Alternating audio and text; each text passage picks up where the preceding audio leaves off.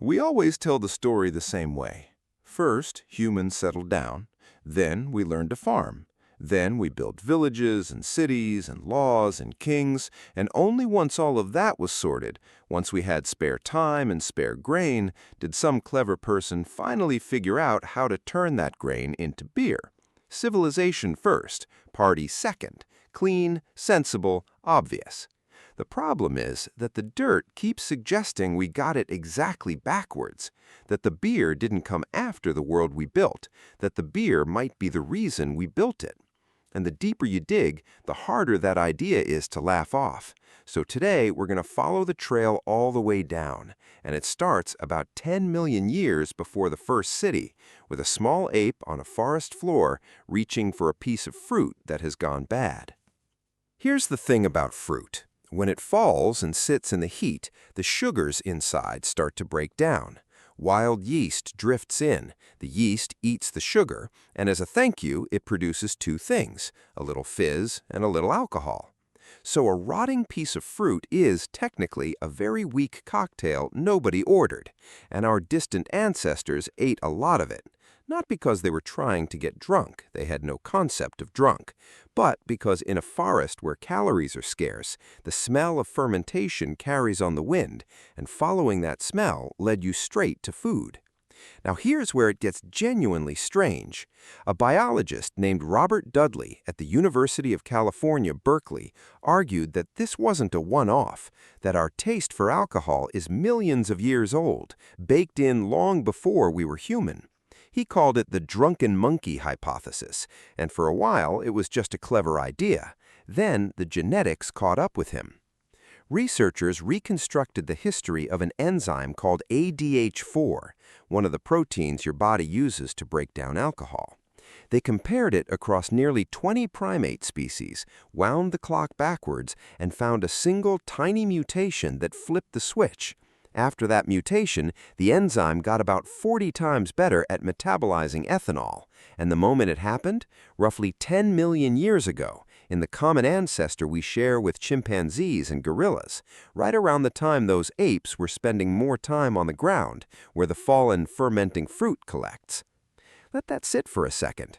10 million years ago, before our guy Og, before humans, before language, an ancestor of yours evolved a body that could handle booze. Your liver has been training for happy hour since before your species had a name. You didn't invent drinking, you inherited it. So the taste was already there, wired in, waiting. The only question left was when somebody would stop waiting for fruit to rot on its own and start making the stuff on purpose. And the answer to that question is where the whole tidy story falls apart. In 2018, a team led by an archaeologist named Li Lu at Stanford was studying a cave in Israel called Rakefet, a burial site used by a people called the Natufians. They weren't even looking for booze. They were analyzing the residue scraped out of 3 stone mortars carved into the cave floor. And what they found was wheat and barley that had been soaked, sprouted, and left to ferment. In other words, beer. Brewed in stone, in a cave, around 13,000 years ago, the oldest physical evidence of man-made alcohol anywhere on Earth. Now here's the part that should stop you. The Natufians were not farmers. They hadn't invented agriculture yet. They were still hunter-gatherers, grabbing wild grain by hand and hunting their meat. Nobody was growing barley. They found it. And yet, somehow, brewing it into beer was a thing worth carving stone mortars for, at a burial ground, surrounded by their dead.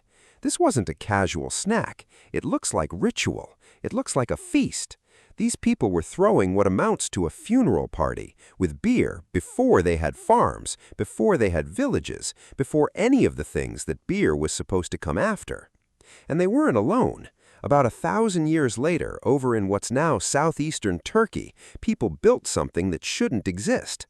A site called Gobekli Tepe, enormous carved stone pillars, some weighing over 10 tons, hauled up a hill and arranged in careful rings, covered with images of animals. It's monumental, it's deliberate, it took serious organized labor. And it was built by people who were still, as far as we can tell, hunter-gatherers, with no permanent homes and no farming. For decades, nobody could explain it. Why would nomadic people who own nothing and move constantly organize the back-breaking work to drag 10-ton stones up a hill and carve them? What was possibly worth that? And then they found the vats, large stone basins at the site with chemical traces of fermented grain inside. Not a little, enough for a crowd. The leading idea now is that Gobekli Tepe wasn't a home, it was a gathering place, somewhere people traveled to, came together, built something huge, and drank. So put those two together, and you start to see a pattern that makes archaeologists deeply uncomfortable. People were brewing beer in quantity for rituals and gatherings before they settled down to farm, which flips the most important question in human history on its head. We've always asked, why did humans start farming? It's a genuinely hard question because early farming was miserable. More work, worse diets, more disease than the hunter-gatherer life it replaced. People didn't trade freedom for a plow just because it was fun. One of the world's leading experts on ancient alcohol, a biomolecular archaeologist named Patrick McGovern, has spent decades pushing an answer that sounds like a joke until you sit with it. Maybe we didn't start farming to make bread. Maybe we started farming to make beer. Think about the labor. Bread is fussy. You have to grind the grain, knead it, build an oven, bake it. Beer is, by comparison, almost lazy. You soak the grain, you leave it alone, and the yeast does the work for free. And the reward at the end isn't just calories. It's a drink that makes a hard life feel briefly, gloriously easier, and a gathering feel like a celebration. If you're looking for a reason strong enough to make people give up their freedom and chain themselves to a field, "we'll all feel amazing and do it together" is a far better motivator than slightly different bread. Now, and this matters because honesty is the whole point. This is not settled. It's a hypothesis, not a verdict. Some of the same sites that gave us the oldest beer also gave us some of the oldest bread. Natufian flatbread turns up in Jordan from right around the same time. Plenty of archaeologists think bread and beer simply grew up together, two children of the same grain. Nobody has a time machine. What we can say for sure is that the old, clean story, civilization first, beer as an afterthought, is dead. Beer was there at the very beginning, shoulder to shoulder with everything we think made us civilized. Whether it was the cause or just an extremely enthusiastic passenger, we honestly don't know, but it was in the room. And once humans got going, they did not slow down. By around 7,000 years before Christ, in a Neolithic village called Jiahu in China, people were making something far beyond accidental cave beer. Chemical analysis of the residue in their pottery revealed a deliberate blended drink, rice, honey, and fruit, grape or hawthorn. That's the oldest confirmed alcohol recipe in the world, and it is not crude. It's a careful mix of ingredients chosen and combined by someone who knew exactly what they were doing.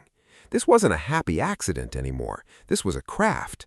By the time you get to ancient Egypt, beer has stopped being a luxury and become infrastructure.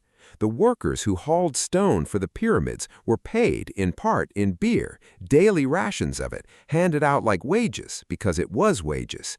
And it made sense because beer was doing about 5 jobs at once. The water along the Nile was often filthy and could make you sick, but the brewing process made beer safer to drink than the water it was made from, so it kept people alive. It was thick and full of calories, so for a laborer dragging limestone in the heat, it was lunch. Doctors mixed herbs into it and prescribed it as medicine. The Egyptians believed it was a gift from the god Osiris, so it was prayer. 1 cup was a paycheck, a water filter, a meal, a pharmacy, and a religious offering, all at the same time. So let's pull the whole thread back all the way to the start. 10 million years ago, an ape evolved a body that craved fermented fruit because following that smell meant finding food. 13,000 years ago, hunter-gatherers were brewing beer in a cave full of their dead before they had farms. 12,000 years ago, nomads were hauling 10-ton stones up a hill to gather and drink. 9,000 years ago, someone in China was perfecting a recipe. 5,000 years ago, an entire civilization was quite literally running on the stuff. That is not the story of a species that built a world and then, as a treat, invented a drink. That's the story of a craving older than humanity, threading itself through every single thing we made, and quietly, stubbornly, refusing to be left out of the founding of civilization. Every time you have a drink, you're not starting something, you're continuing something. The cup got nicer, the recipe got stronger, but the impulse is the exact same one that pulled a small ape across a forest floor 10 million years ago toward a piece of fruit that had gone just slightly, wonderfully wrong. We didn't learn to love this, we were born loving it. We just eventually learned how to make it on purpose. So here's my question, and be honest with yourself. If it turns out we really did build the first cities, more or less, to have a better place to drink together, is that the most embarrassing thing our species has ever done, or the most relatable? Tell me down in the comments. See you in the next life.